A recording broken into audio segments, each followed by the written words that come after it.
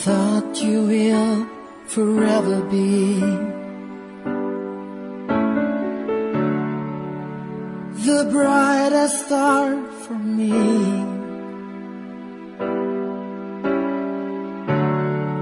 And I promise I will stay in love with you till the end. Kagkaron, sa kasugpon sang kasaysayan ni Connie, ngayagin pasakop, kagaton man ginhatagan sang kabuhi, diri sa aton palatuntunan. Once, there was a love, sa kasaysayan. Mando, sang kasing-kasing. Is this goodbye? I hate to say, be back in his arms, forget me, as my life goes on. Mas mataway gali obrahan diri sa veranda. Si Alden. Ari na siya. Anong ginabuhat mo dito kay na sa resto bar? Nga isahanon ko lang. Malain, haw? Malain. Tungod basi kung ma-pick up ka pa sang iban. Kaya gano'n naman ang pagdumdum sa akon, pareho kay Jenny. Himali ko?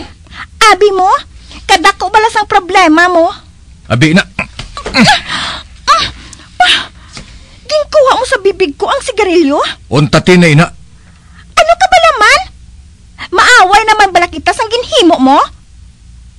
Hindi ba lang may atraso ka pa sa akon?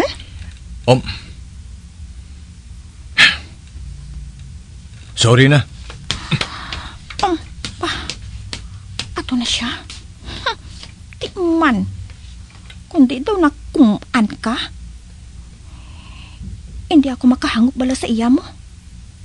Kung kaisa, kabuot sa iya. Daw karnero siya. Apang kung kaisa, hinali man siya nga maakig. Ano gid ba lang gusto niya nga ipalambot sa akon man? Ay, pabayaan ko na lang siya. Tapuson ko na lang ang trabaho ko.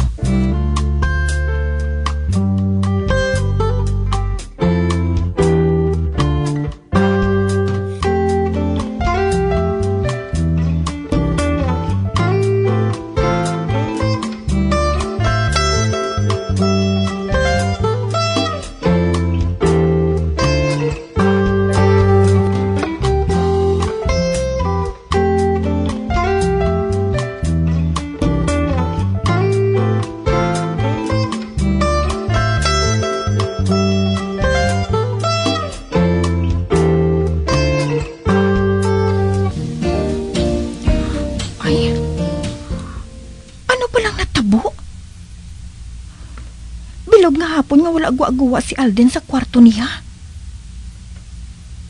Wala man lang gani siya nagwa para nga mag-snacks. Wala man lang siya nag-CR. Nakahibalo gid ako. Kay ti, ari ako diri nagapwesto sa gwa mo.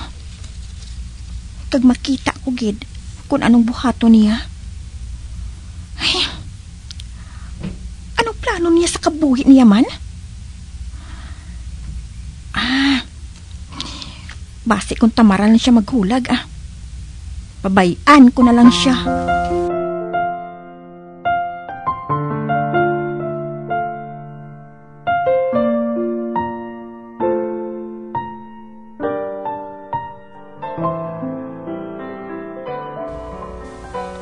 Ay, tulom na. Apang wala gihapon nagwa si Alden? Padayon siya nagpabukot sa kwarto niya. Ayos to. Ay, ang maayo pa. Ma-order na lang ako sa palansyong puno namon, Para in case nga gutumon siya, may kauno na siya. Ay, ma-order na lang ako sang good for two,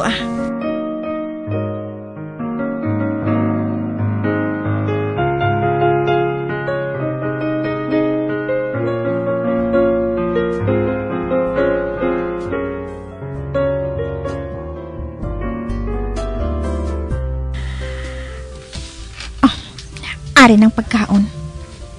Handa ng lamesa. Ang maayo pa, kadtuan ko na lang si Alden sa kwarto niya. Manoktok ako sa kwarto niya.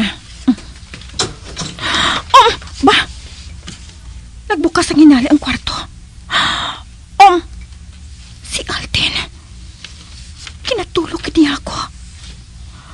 Kaginali lang ako aking kulpaan. Naga-shorts siya. Kag nagasando. Seryoso ang nawong. Wala.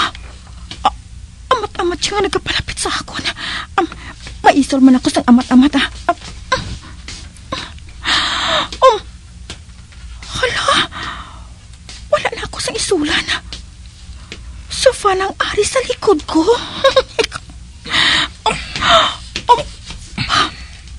Kintukod niyang isa niya kakamot sa uluhan sang sofa. Kag nagduko. Kag amat-amat niyang ginapalapit ang iyan nawong sa nawong ko. Wala. Piyungon ko nga akong mga mata. Nana, ara. Nagapiyong na ako. Basi kung halukan niya ako. Ay, ano ini? Nga wala paghihapon sang bibig na nagdapat sa mga bibig ko.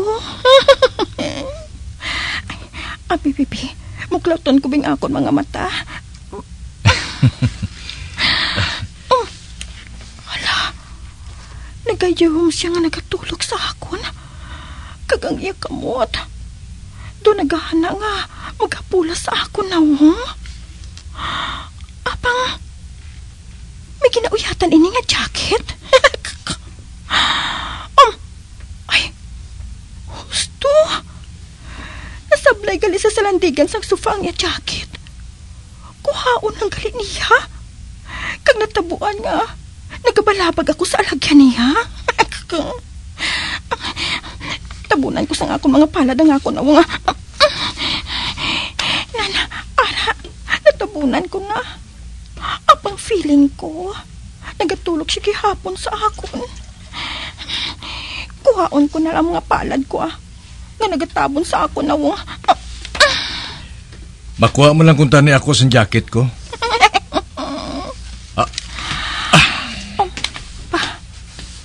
Nagdiretso siya sa lamesa. Wow, pagkaon niya. Akong blining ari sa isa ka tray. Hindi, ako niya tanan, no? Aha? Gutom ang ko katama. Awa. Okay. Sige, magwa ko. Bye. Ay, dumatunaw ako sa kahuya. Maayo lang gani. Kaya wala ginabot sang katok ang lalaki nga to. Kaya kung ginaabot siya, sigurado. Kung ano-ano naman ang ihambal niya sa akon. Kagsubong, wala naging kuya sang lusot siya. Hindi naman ako pwede nga magpatakas ang wakal. Kaya mas magwa lang ako nga makahuluya. Ano bala ini man? Do gusto ko na lang alamunon gulpis ang tuta. Kanami ganiton sang kaugalingon ko Ang ayo pa. Masulod na lang ko gani sa kwarto ko.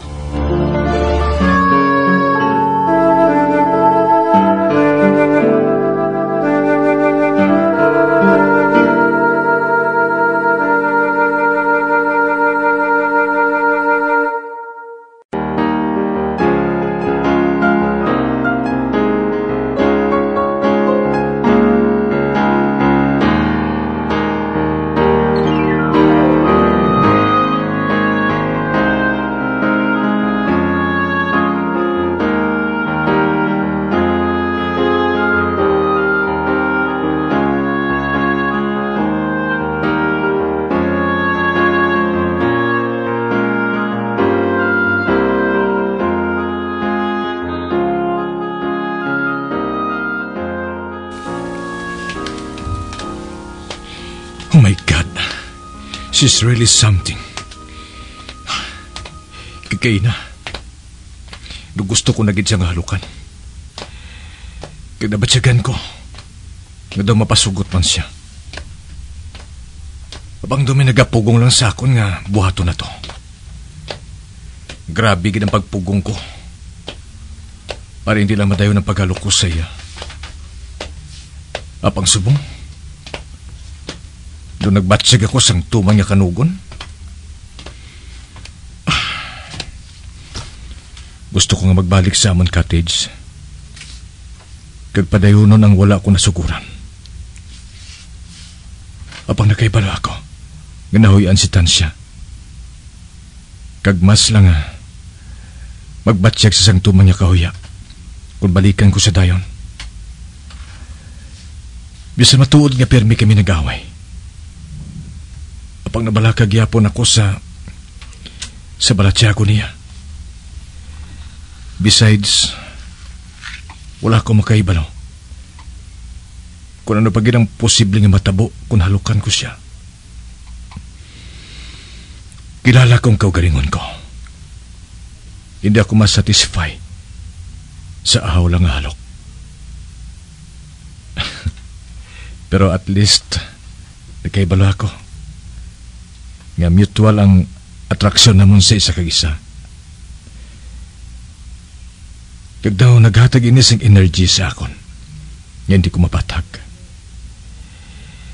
Kagkay na. Daw nahuya man ako sang ginpahanumdum sa akon ni Tansya. Ang ginhimo ko sa iya sang aga. Kag subong, daw ko pang nakainom sa isa kakaha nga energy drink.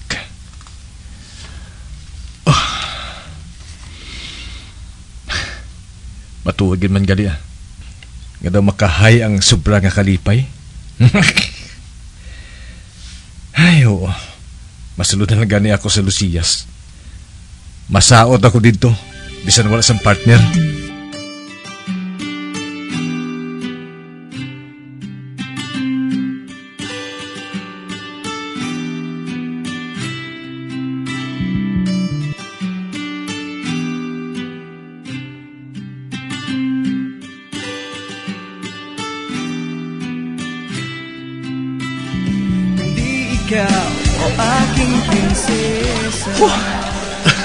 Kanami siyang feelings ko ba? Doon imagine ko si Tansya ang partner ko saan talaga saot ako. Ganado ako sa pagsaot. Kag wala ko sang labot kung ginatulok man ako sa mga tao din. Kapag hindi ko man sila kilala. Kaya mo man sila sa aton. Hi! Oh, ba? Si Jenny? Oh, may pagkamalig ng babae niya. Hinali lang na nagulhot. Jenny? Ano bang ginabuhat mo diri ha? Hindi ba lang may trabaho ka pa sa Rafaels? Uy, wala niya ako ginsabat sa baylo. Ginbirahan niya saot. Kaya na pa ako nagasaot diri. Kag nagabatsyag na ako sang kakapoy. Gani mauna ako sa imo ha. Mabalik na ako sa cottage namon.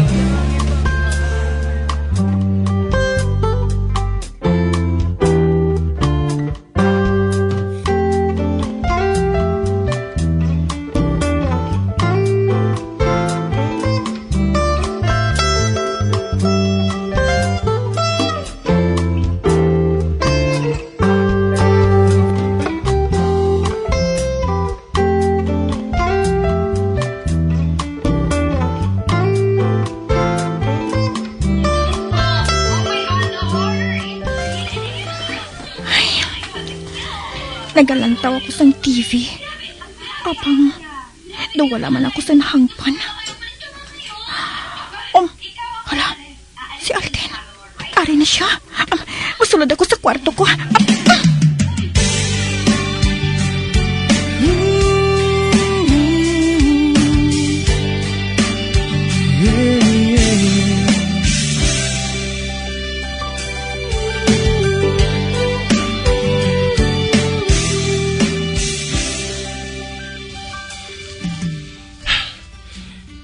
Nagsulod dali-dali sa kwarto niya si Tansya sa makita ko nga nagabot.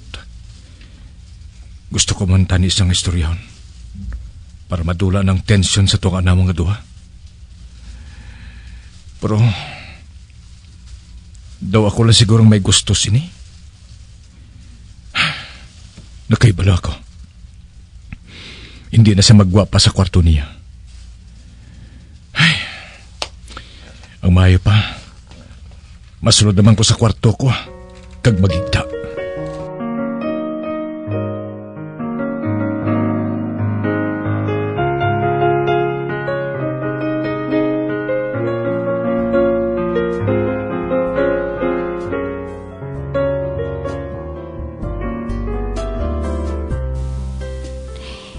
Isa kasi naman nga wala ko ginabugno si Alden.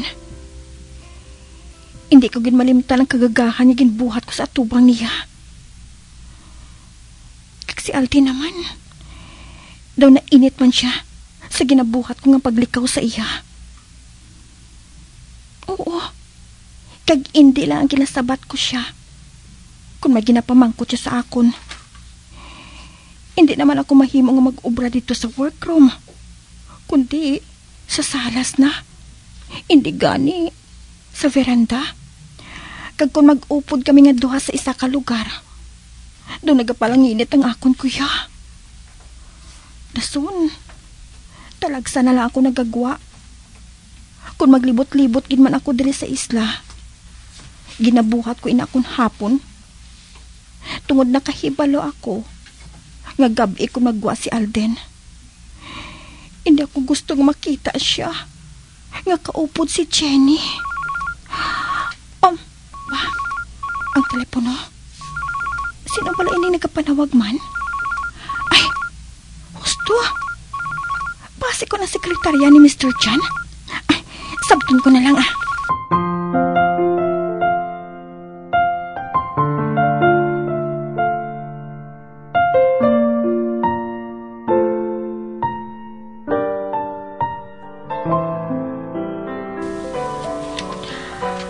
Ang sekretarya ni Mr. Chan ang nagpanawag. Kagsunod sa iya. Gusto niya kaming masugilano ni Alden karon sa gabi sa Lucias. Mga 8:00 sang gabi. Kag hindi ako makahibalo kung paano ko inihambal kay Alden. Ay, husto. Mahimo ako sang note para sa iya. Ipilit ko ni sa portahan sang workroom.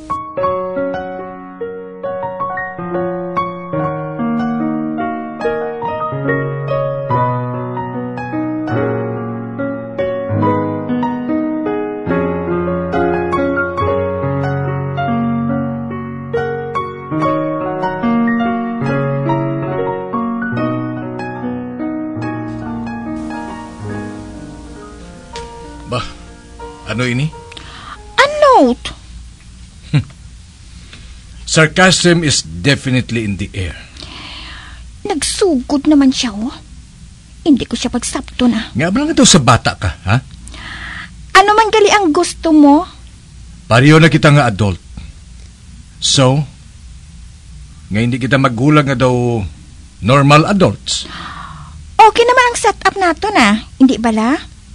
Mas malinong, mas effective. Pero nga nagbutang ka pa sang note dire sa portahan?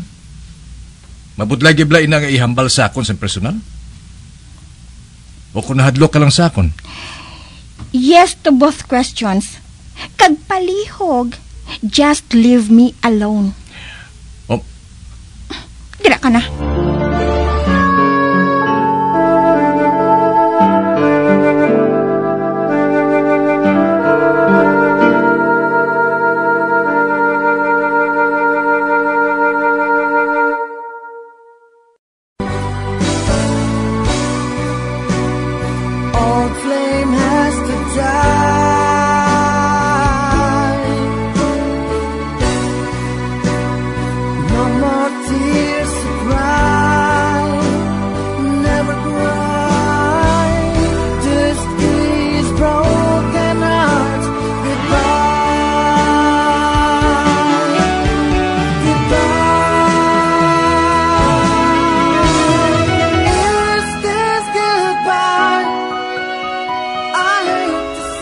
Mga biyan, sundan ninyo sa pagpamati ang kasugpon sang kasaysayan ni Connie, ngayagin pasakop, kagaton man ginhatagan sang kabuhi, diri sa aton palatuntunan.